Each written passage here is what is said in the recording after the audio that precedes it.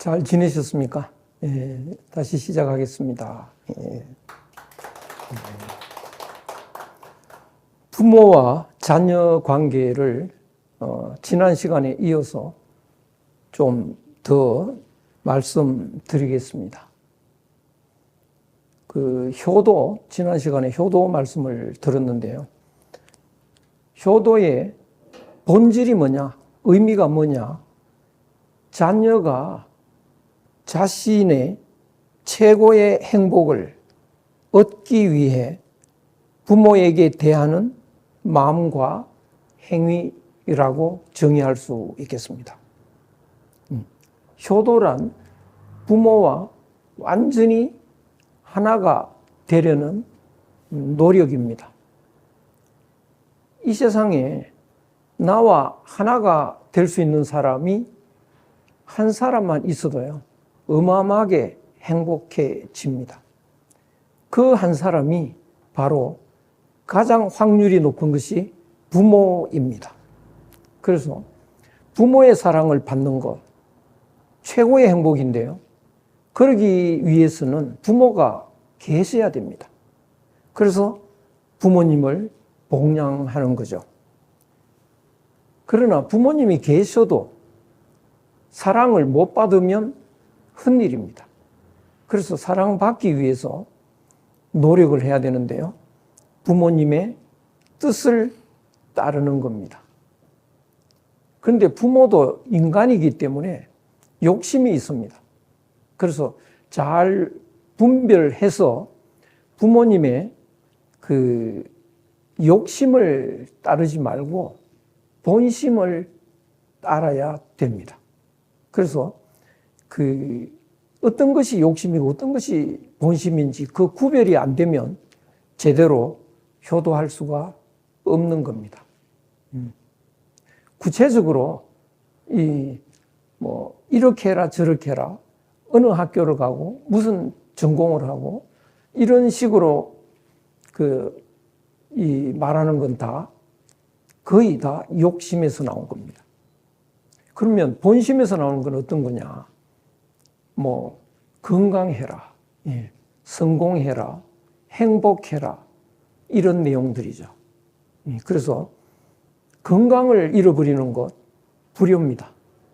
성공을 못해도 불효고요. 불행해지는 것도 불효입니다. 효자면 행복한 것 이외에 어떤 효과가 있느냐? 효자는 성공을 한다. 혼자 성공할 수는 없습니다. 남들이 도와줘야 되는데요. 부모도 위할 줄 모르는 사람이 남을 위할 수는 없습니다. 그래서 남을 위할 줄 알아야 남도 나를 도와주는 것이죠. 그래서 부모에게 효도하는 사람이 남을 위하는 출발점입니다. 그래서 효자라야 성공할 수 있다. 효자는 건강하다. 효자는 위험에 빠지지 않는다. 효자는 진리를 얻는다. 지난 시간에 말씀을 드렸는데요. 진리를 얻는다는 것은 원래 우리 모두가 하나인데 그 하나임을 잊어버리고 사는데요. 그래서 하나라는 걸 도로 회복하는 것, 그것이 진리를 얻는 건데요. 어떻게 우리가 하나임을 회복하느냐? 여러 가지 학문적 방법도 있는데 현실적으로는 일단 하나가 될 수 있는 사람부터 찾아서 하나가 되면 그것을 출발점으로 해서 쭉 퍼져나가서 모두가 하나가 되는 길이 열리는 것이죠. 그래서 부모와 하나 되는 것, 이것이 진리를 얻는 출발점이 됩니다. 그러면 이제 부모와 하나 되기 위해서 여러 가지 노력을 해야 되는데요. 반성할 점이 많이 있습니다. 부모와 하나 되는 그런 것을 망각한 행위, 그런 행동, 그런 생각, 이런 것들을 다 우리는 반성을 해야 되는데요. 우리가 반성을 못하는 이유가 여러 가지가 있는데, 부모한테 우리가 불만을 가질 수가 있어서 그런데요. 그럴 때마다 우리는 순임금, 요순 시대에 순임금을 한번 이렇게 덜추어서 생각해 보면 큰 효과가 있습니다. 순임금의 아버지는 어땠느냐 하면 순임금을 죽이려고 했었어요. 이복 동생하고 계모의 꼬임에 빠져서 순임금의 재산을 이제 다 차지하려고요. 순임금을 죽이려고 했습니다. 그래서 한 번은 창고에 지붕에 올라가서 지붕을 수리하라고 했었죠. 그래서 순임금이 지붕에 올라가면서요, 약간의 느낌이 있어서 옛날에 삭각 같은 거, 그런 걸 여러 개 중첩을 해서 이렇게 갖고 올라갔습니다. 그랬더니 수리하는 도중에 지붕이 불이 났어요. 불을 낸 거죠. 그래서 그거를 띄어내려야 되는데 삭각 같은 걸 이용해서 좀 낙하산 효과를 볼 수 있죠. 그래서 띄어내렸습니다. 불타 죽으면 그런 불효가 없는 겁니다. 그 다음에는 우물에 밑에 청소를 하라고 해요. 준설을 하라고. 그래서 이제 우물에 내려가서 준설을 하는데요. 그러면서 만약의 경우를 대비해서 구덩이를 옆에 조금 파놨습니다. 그랬더니 이제 흙을 덮어버린 거죠. 그래서 빨리 피신을 한 겁니다. 그리고 이제 나중에 해쳐서 나온 거죠. 보통 사람이면 그 정도면 아버지 인정을 못하죠. 그런데 순임금은 그럼에도 불구하고 왜 계속 효도를 다했느냐. 그 아버지가 일시적으로 꼬임에 빠져서 아들을 죽이려고까지 했지만 그 아버지의 마음속에는 아들을 위해서 목숨도 내놓을 그런 희생하는 사랑이 들어있다는 걸 알기 때문이죠. 그 사랑은 다른 사람한테서 찾을 수 없는 거룩한 사랑이라는 걸 알기 때문에요. 그래서 효도를 다했죠. 그러니까 그 아버지가 감동을 받아서 마음이 완전히 바뀌었습니다. 그래서 온 가족이 행복해진 그런 사례가 있는데요. 우리들이 부모에게 약간의 불만이 생길 때 바로 순임금은 어땠는데 나는 이런 것까지 좀 서운해하느냐 반성이 되죠. 그래서 부모와의 있었던 일 중에 반성할 것이 굉장히 많습니다. 가난 때문에 부모님을 원망한 적이 없었을까? 부모님이 무식하다고. 요새 부모님은 무식하지 않은데요. 우리 어릴 때는 학교 나온 부모님이 거의 없습니다. 무식하다고 무시한 적은 없었는가? 세대차가 난다고 무시한 적이 없었는가? 의견 대립으로 속이 상해서 서운해한 적이 없었는가? 부탁을 거절당해서 속상한 적이 없었는가? 이런 반성을 해야 되는데요. 그래서 어릴 때부터 쭉 기억을 더듬어 보면 반성할 점이 정말 많습니다. 부모를 속상하게 한 적도 굉장히 많고요. 그래서 하나하나 이렇게 덜추어내서 끄집어내서 반성하고 그 기억들을 이제 버리는 그런 이제 이 노력을 해야 되는데요. 그 다음에 부모와 자녀의 관계를 또 한번 생각해 보도록 하겠습니다. 부모의 입장에서 부모의 처지에서 자녀에게 어떻게 해야 될까? 부모는 기본적으로요, 자녀에게 희생하는 존재입니다. 부모는 자녀에게 희생하는 존재다. 동물들도요, 그 새끼들한테 희생하는 동물이 꽤 있던데요. 왼쪽에 가시고기인데요. 가시고기가 알을 낳으면 그 수컷이 다른 적들이 알을 해칠까 봐요. 알을 몸으로 막습니다. 막아서 꼼짝을 안 합니다. 그래서 한 보름 정도 그걸 막고 있으면 이제 굶어 죽는 거죠.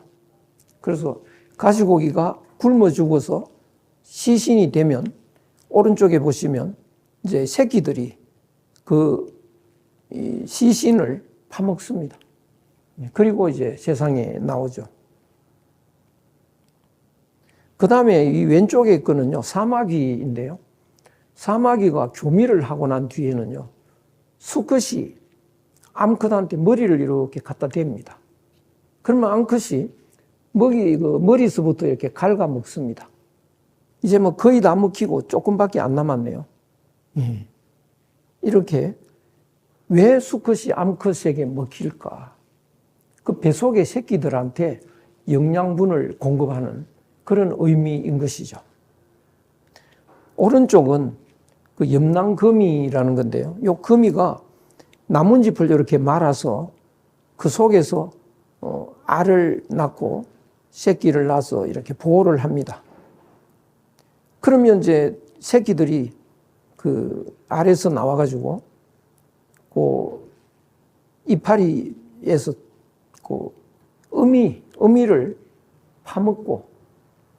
파먹어서 영양 보충한 뒤에 세상으로 나옵니다. 그래서 그 동물들 중에 그 새끼에게 목숨을 내놓고 희생하는 그런 경우가 있는데요. 사람도 생명체로서 크게 다르지 않습니다.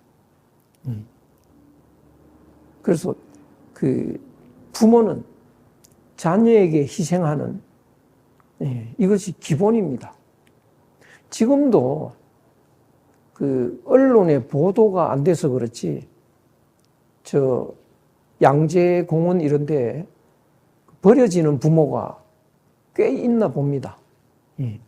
어디 뭐 여행 가자고 또 그 고속버스 터미널 이런 데까지 모셔다 놓고 어디 화장실 간다고 가버리고요.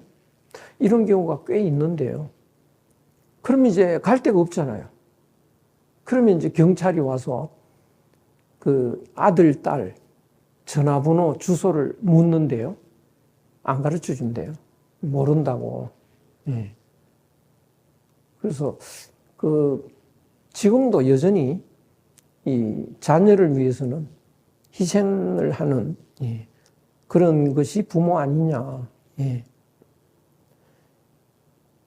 그 부모 중에 좀 그 남자들이 서운해할지는 모르는데요. 자녀에게 절대적인 영향력은요, 그 아빠가 아니고 엄마라고 합니다. 엄마와 아빠는요, 생리가 좀 다른 것 같아요.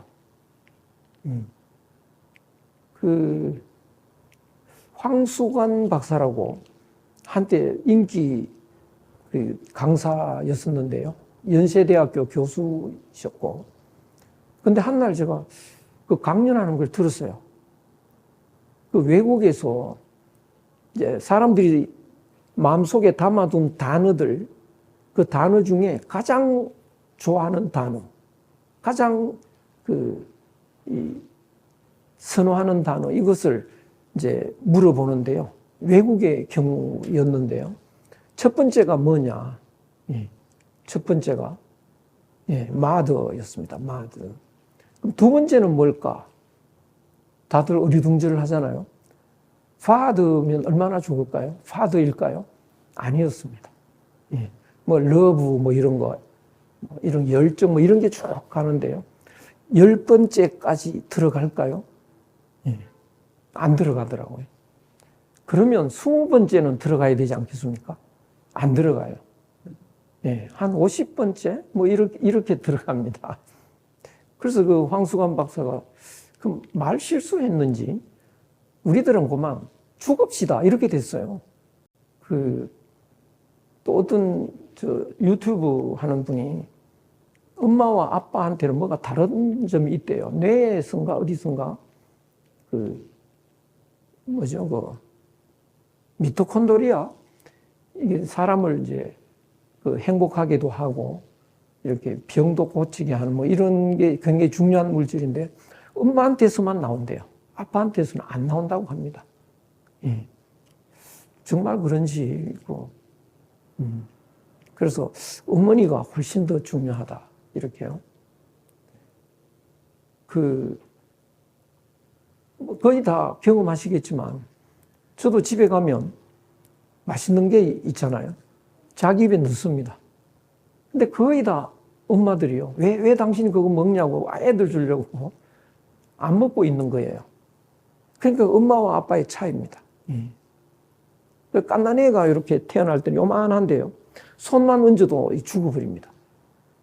근데 굉장히 몸부림 많이 치는 엄마라도 그 옆에 자잖아요. 애 쪽으로는 몸부림을 안 칩니다. 기적 같은 일입니다. 신랑이 막 술 먹고 소리 지르면서 들어와도요. 깨지를 못합니다. 피곤해서요. 애가 부시럭하면 깹니다. 그래서 이 자녀에 대한 그 애정이 좀 각별히 다른데요.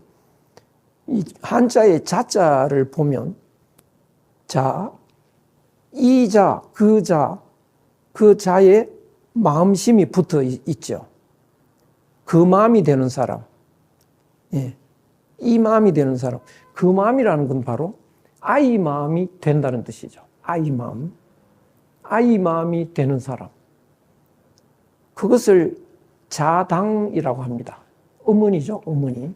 그러니까 아이 마음이 되는 사람을 어머니라고 해서 자당 그럽니다. 이 자자가 대자 대비할 때 그 자자입니다. 그래서 아이와 하나 되는 사람. 그것이 이제 어머니인데요. 오늘날 그 자녀 교육에 굉장히 문제가 많습니다. 도처에 엄청나게 이제 그 어린이 자녀를 둔 그 부모들 반성할 게 너무 많습니다. 이 자녀들에게 이제 교육 목표가 뭐냐 하면 성적입니다, 성적. 좋은 성적을 받게 해서 이제 뭐 인류대학을 가고요. 또 원하는 그 전공을 해서 이제 뭐 성공하는 거 이런 걸 목표로 이제 그 공부에다가 이제 모든 초점을 이제 맞추죠. 그런데 그것은 정말 잘 생각해야 되는데요. 정말 아이 마음이 돼서 그 아이를 생각하느냐, 자기 마음으로 애한테 밀어붙이는 거냐. 예. 되게 이제 마라톤 선수 보면요, 이 출발선에서 41.6km인가 얼마인가요? 40몇 킬로를 달리는 건데요.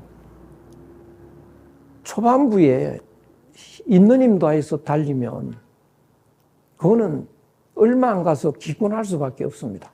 힘 조절을 굉장히 잘해야 되는데요. 근데 애도 그렇고 엄마도 그렇고 아빠도 그렇고요. 자기 애가 1등 하기를 바란다고요. 그래서 입학을 하면, 초등학교 입학하면요, 열심히 교육을 시키죠. 잠도 안 재우고 공부시키고요. 여러 군데 학원에 보내서 또 공부를 더 많이 하게 하고요. 그래서 만약에 1등을 하면 어떻게 될까요? 엄청나게 경사 났다고 좋아하죠. 그런데 그것은 마라톤 선수가요, 초반전에 1등 하는 거하고 비슷한 결과입니다. 얼마 못 가서 아주 망가지게 돼 있죠. 그런데 욕심이 그것을 허락하지 않습니다. 그래서 아이 마음이 되면 아이가 이제 자려고 졸고 있지 않습니까? 우리 아이가 너무나 지금 자고 싶다는 걸 알죠. 그러면 자게 만들어야 되는데요. 야, 1시간만 더 하자. 졸려 죽겠는데 더 죽이는 거라고요. 그래서 엄마가 아니고 저는 그것을 저승사자다. 죽겠는데 더 죽이니까요. 학교에서 성적표를 받아오는데 이제 옆집 아이는 100점 받아가지고 온다. 그러면 우리 아이가 70점 받아가지고 왔다. 어떻게 대하느냐. 그걸 용납이 안 되는 거죠. 그래서 난리를 부립니다. 이것이 성적이냐. 야단을 치는데요. 그때 애의 마음이 돼봐야 됩니다. 애가 신이 나서 들어오느냐, 죽을 맛으로 들어올까. 죽을 맛으로 들어오는 애한테 더 죽여놓죠. 저승사자입니다. 여기저기 학원을 다니다가 지쳐있는 애한테요, 한 군데만 더 다니자. 죽겠는데 더 죽이는 거죠. 저승사자가 되는 거죠. 굉장히 주의해야 될 일들입니다. 그러면 어떻게 해야 될까? 애 마음이 되면요. 애가 죽을 맛이 돼서 오잖아요. 성적이 좀 마음대로 원하는 성적을 못 받아가지고. 그러면 애 마음이 되면 바로 끌어안고 그걸 해야 됩니다. 위로를 해야 됩니다. 너 이 성적 아주 훌륭한 성적이다. 그거 너무 좋은 성적만 받는 건 좋지 않다. 최고의 성적이 아니고 이렇게 좀 중간점 되면서 친구 잘 사귀고 성격 좋고 이런 애들이 성공을 하지, 공부만 잘했다 성공하는 경우가 거의 없다. 그래서 위로를 해야 됩니다. 그러면 어떻게 될까요? 죽을 맛으로 왔던 아이가 살 맛이 납니다. 애가 싸워서 다른 애한테 얻어맞고 울면서 들어오면 굉장히 속상하죠. 그러면 이제 야단을 칩니다. 너는 손도 없고 발도 없냐고 막 야단을 치는데요. 애 마음이 되면 야단 칠 기분이 아닙니다.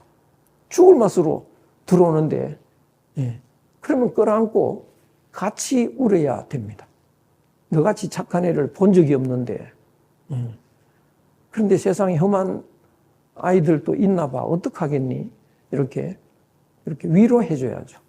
그러면 죽을 맛으로 오던 애가 살 맛이 납니다. 그래서 부모 역할이 굉장히 중요합니다.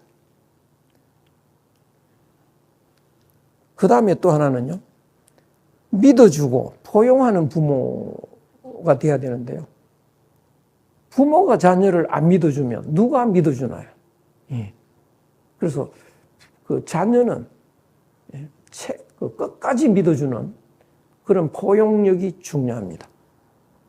중요한 예가 하나 있는데요. 경상남도 산청에서 초등학교를 다닌 가난한 집의 아이가 있습니다. 박찬석이라고요. 이 가난한 집에서 어쩌다가 중학교를 대구에 갔습니다. 유학을 간 거죠. 그 유학을 갔다가 이제 첫 학기 시험을 쳤는데 68명 중에 68등을 했대요. 그래서 그 당시는 이제 통신표라고 해가지고 통지표인데요.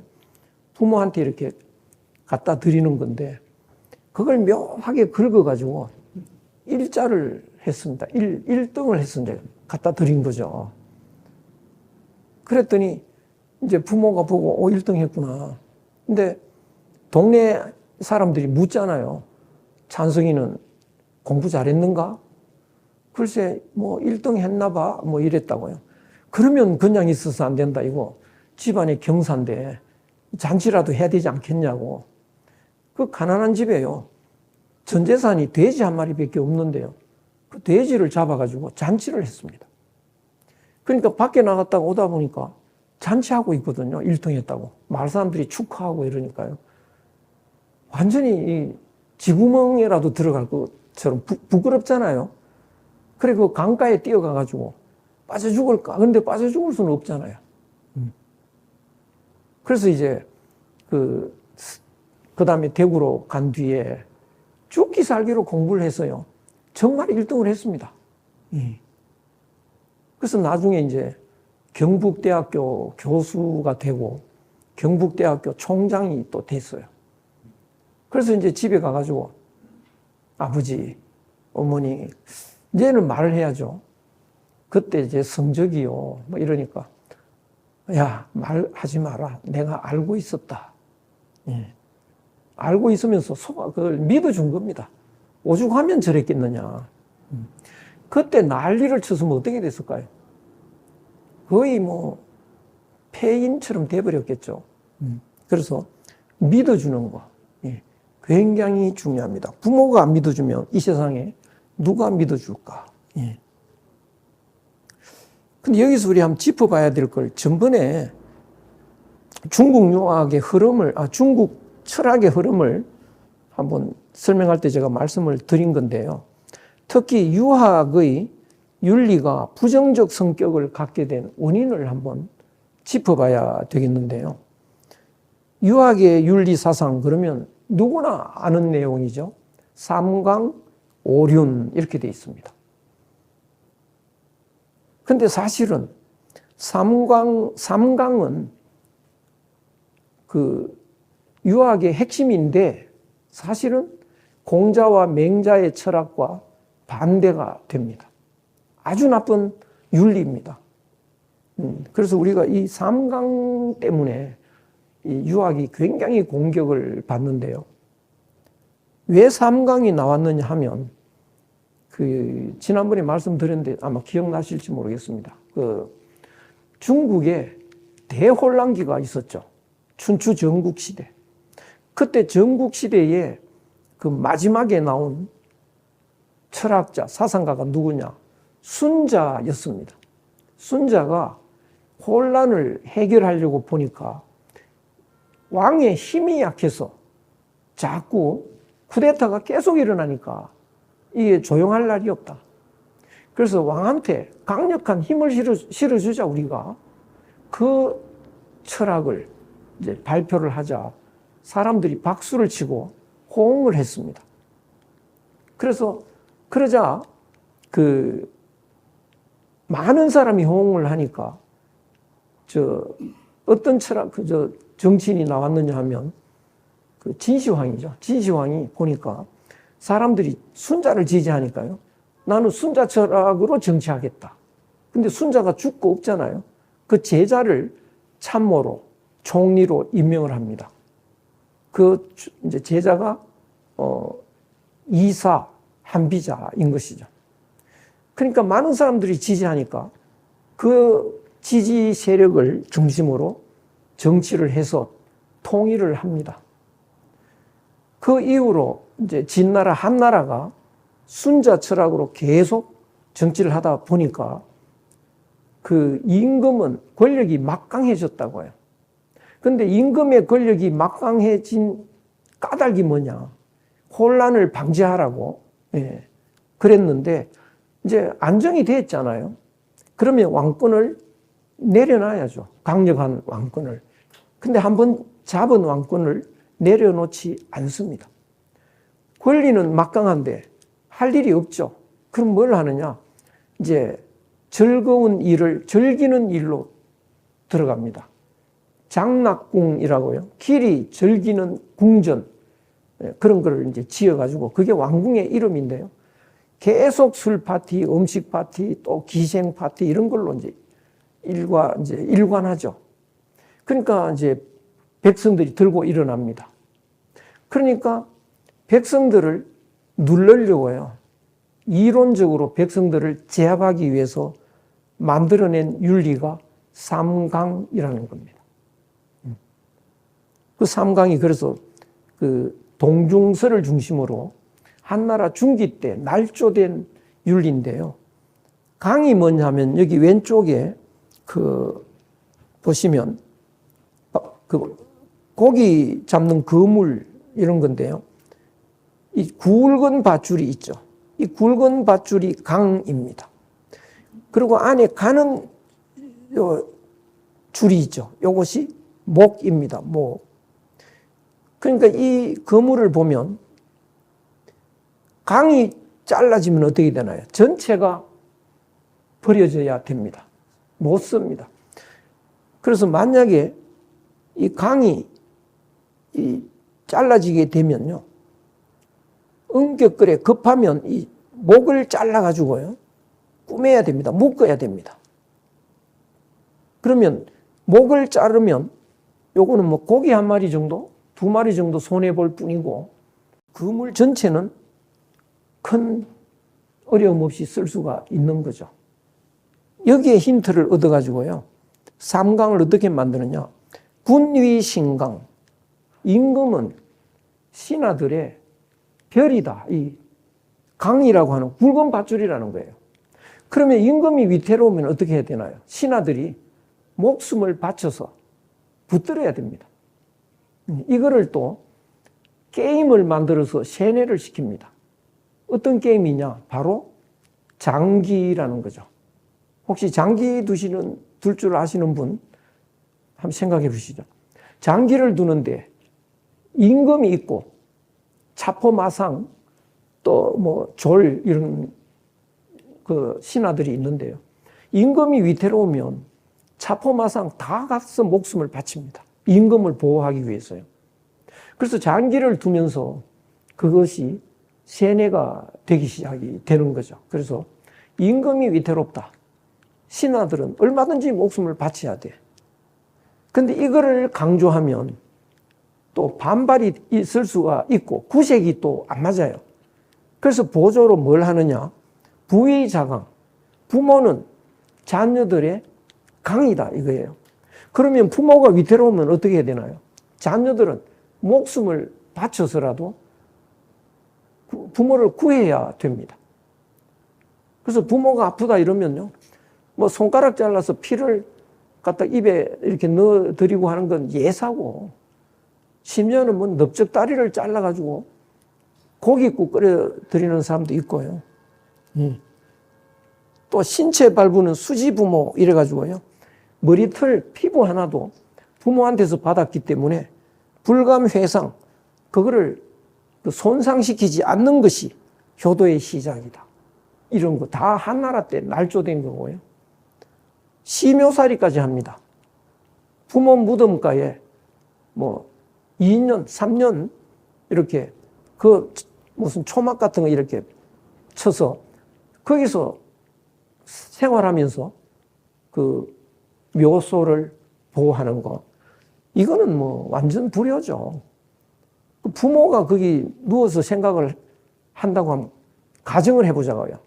너 왜 여기서 고생하냐? 빨리 내려가라고 애원을 할 겁니다. 근데 그 추위에 그 고생을 하고요. 근데 나중에는 그걸 안 하면 또 사회에서요, 매장당합니다. 선비들이에요.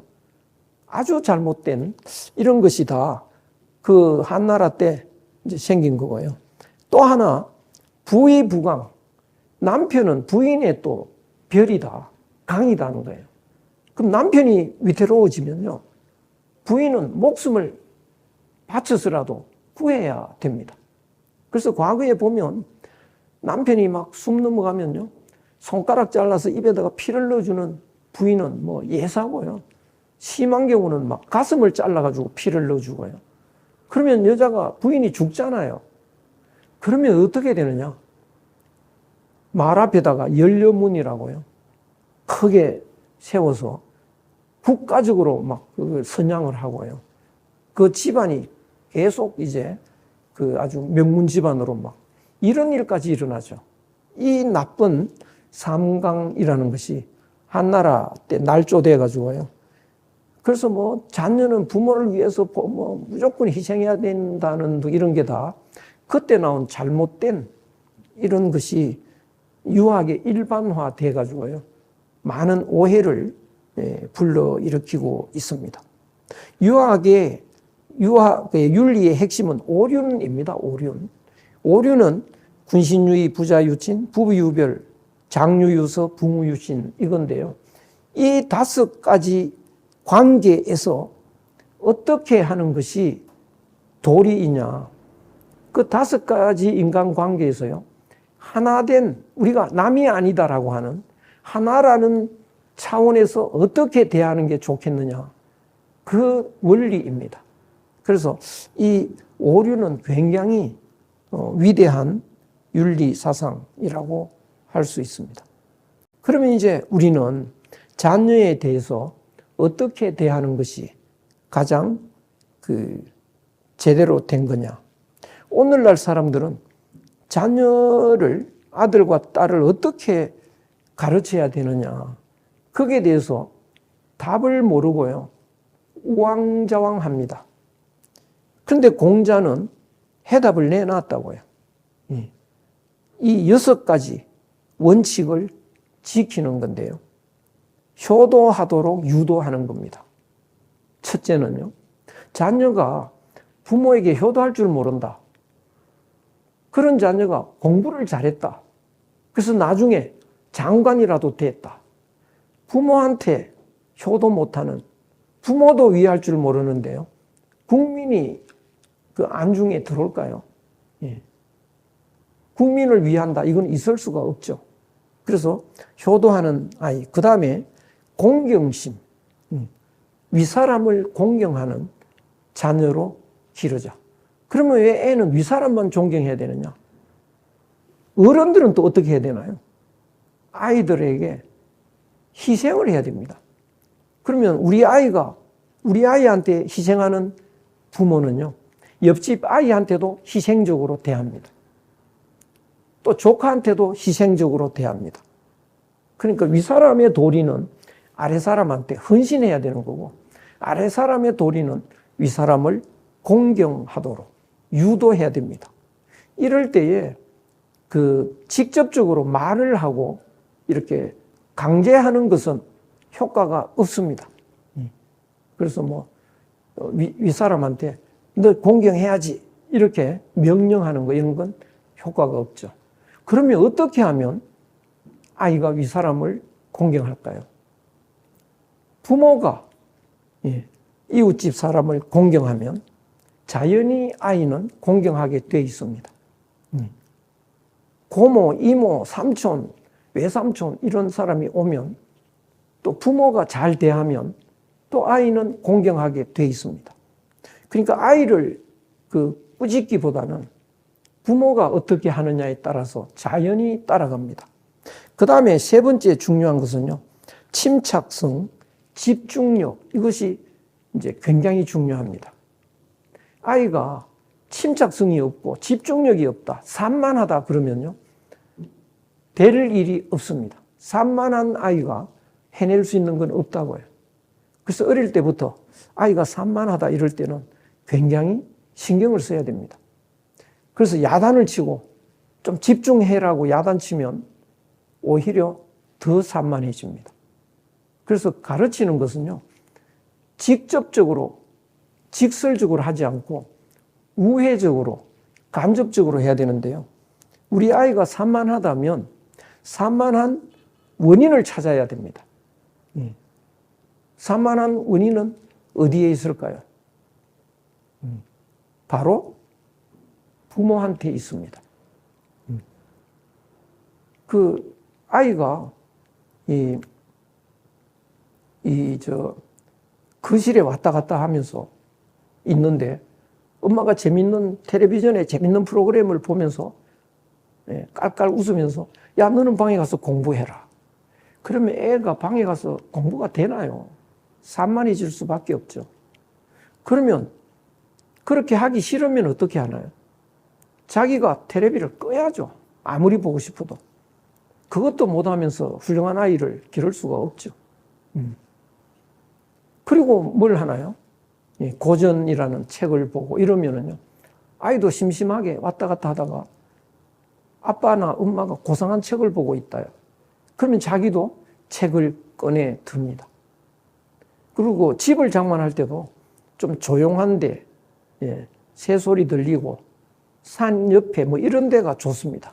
그러면 아이가 집중을 합니다. 그리고 이제 집중력을 기를 수 있는 뭐 학원 같은 이런 데 보내는 건 효과가 있습니다. 뭐 서예를 한다든가 뭐 태권도를 한다든가 뭐 이런 거는 이제 효과가 있겠죠. 그 다음에 정직한지 안 한지 이거를 또 살펴봐야 됩니다.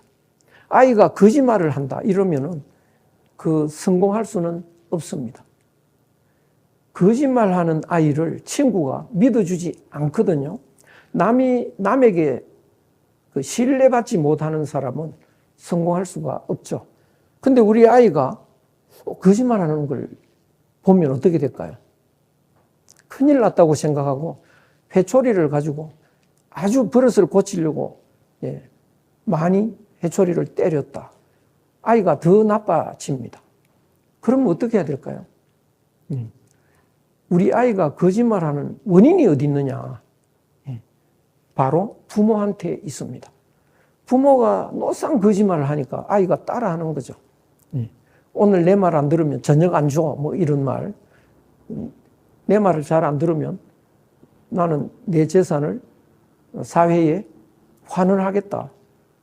뭐 이런 말을 한다거나 이렇게 그 거짓말을 수시로 하는 거죠. 원인을 보면 부모한테 있습니다. 그래서 그 정직하도록 하려면 애를 나무랄 게 아니고요. 부모가 바뀌어야 합니다. 그 다음에 아이가 사람에 대해서 차별 없는 사랑을 하도록 유도하는 거 굉장히 중요합니다. 애가 엄마한테 묻습니다. 엄마, 왜 내 짝꿍이 좀 이상한 아이야. 걔는 뭐 목욕탕도 안 가는지 냄새도 나고 뭐 공책도 없어 걔는. 뭐 이러면 야 걔하고 놀지 마라. 이러면 애가요. 이제 가난한 사람을 차별하게 되죠. 그러면 잘 유도해야 됩니다. 네가 공책 있으면 좀 선물을 하고 뭐 목욕탕도 한번 같이 데려다가 그 비용도 한번 내주고 이렇게 베풀어라. 이렇게 유도를 하는 게 좋겠습니다. 그 다음에 마지막으로는 친구를 어떻게 사귀느냐. 이거는 중요합니다. 친구는 몇 명 못 사귀거든요. 두세 명 이렇게 사귀는데 어떤 친구를 사귀느냐. 폭력적인 아이하고 사귀면 자기도 폭력적이 되고요. 그냥 아주 말투가 나쁜 욕설을 노다지 하고 있는 이런 친구하고 사귀면 자기도 따라가게 됩니다. 그러면 이제 우리 아이가 좀 폭력적인 아이하고 사귀고 있다. 이러면 어떻게 해야 되나요? 걔하고는 사귀지 마. 이러면은 또 문제가 됩니다. 또 차별하게 되죠. 대개 요새 엄마들은 보니까 좀 차별된 아이하고 사귀도록 유도를 하는데요. 이번에 1등 누가 했냐? 홍길동이가 했다. 데리고 와네 밥 사줄게. 여기 친구 만들게 하려고요. 뭐 회사 사장님 아들, 또 판사의 딸, 뭐 이런 사람들도 알아가지고 데리고 와네 밥 사주겠다. 이렇게 하면 또 아이가 차별하는 그런 그 발상이, 그런 마음이 사기 틉니다. 그러면 어떤 아이하고 사귀어야 될까? 착한 아이하고 사귀도록. 그러면 우리 아이가 지금 폭력적인 아이하고 사귀고 있다면 어떻게 해야 될까요? 원인을 찾아내야 됩니다. 보니까 학교에 가는 길이 걔하고 겹친다. 학교 가는 길에 만날 수밖에 없는 그런 환경에 우리가 살고 있다. 그러면 애한테는 아무 말을 하지 않고 이사를 가야 됩니다. 어떤 동네로 이사 가야 되느냐? 착한 아이가 있는 그런 동네.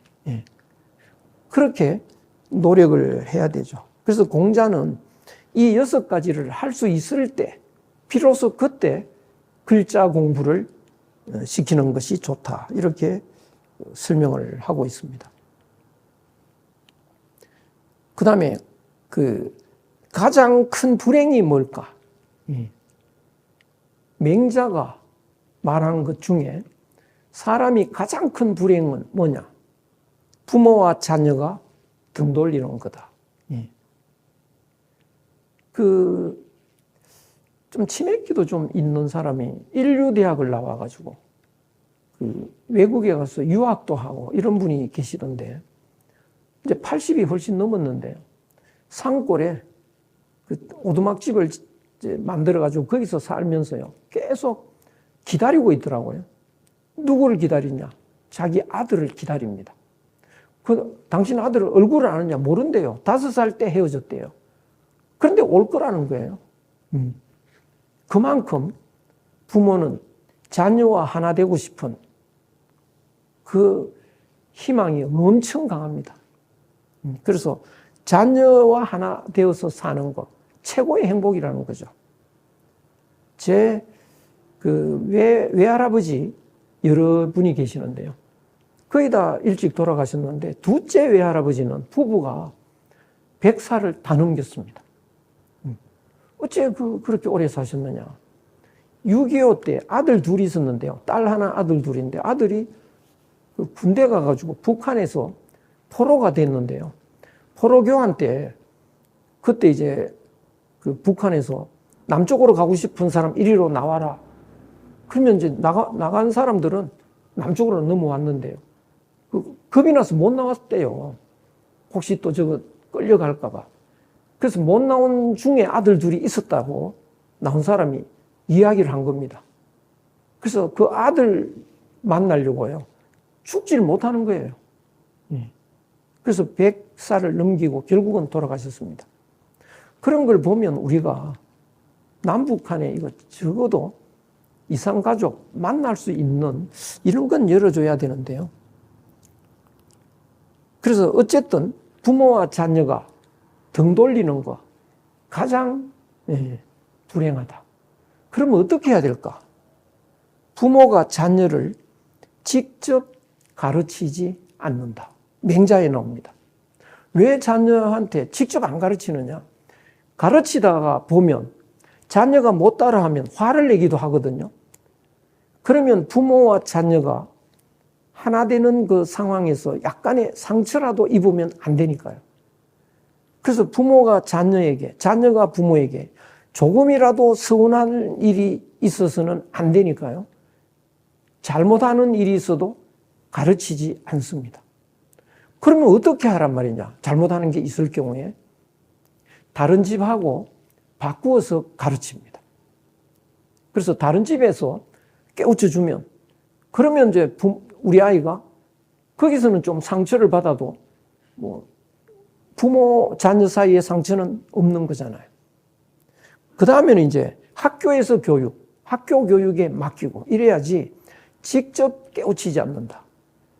근데 지금은 어떻게 돼 있나요? 자녀들을 막 그냥 온통 그 자녀를 울타리에 가두는 겁니다. 내가 그러지 말라 그랬지 뭐 이런 말, 이거는 최악의 말이죠. 아이를 완전히 내 울타리 속에서 꼼짝 못하게 하는 겁니다. 또 뭐 해서 안 되는 말이에요. 내가 너를 어떻게 키웠는데 뭐 이런 거요. 최악의 말이죠. 그러면 애가 어떻게 반발합니까? 누가 키우라 그랬냐고. 내가 너를 어떻게 낳았는데 누가 낳아라 그랬냐고 바로 반발하죠. 그래서 직접적으로 애를 상처 주는 이런 말은 안 해야 되는 거죠. 그래서 부모와 자녀 사이에 그 일어난 기억들, 특히 자기 아이들한테 기억들을 그걸 그 하나하나 이제 더듬어서 꺼내서 그 기억을 이렇게 지우는, 밖으로 던져서 버리는 이런 그 반성의 기회를 갖는 거 굉장히 중요합니다. 이런 명상 시간에요. 이렇게 기억을 떠올려서 버리고 지우고 이 공부만 철저히 해서 득도하는 경우가 상당히 있습니다. 그래서 수많은 명상의 그 종류 중에 이런 기억 지우는 거, 이 명상이 굉장히 중요한 부분에 들어가는데요. 이것만 오로지 하는 분도 있습니다. 그래서 우리가 명상을 하다가 나는 이 기억 지우는 명상이 정말 잘 된다. 그러면 그 명상을 계속 지속하면 됩니다. 그래서 이번 시간에는 그 자녀를 어떻게 우리가 가르치고 어떻게 기르느냐, 그 점에 대해서 좀 돌아보는 시간이 됐습니다. 그러면 다음에 이제 부부 사이는 어떻게 하느냐, 그걸 좀 돌아보도록 하겠습니다. 여기서 마치겠습니다. 고맙습니다.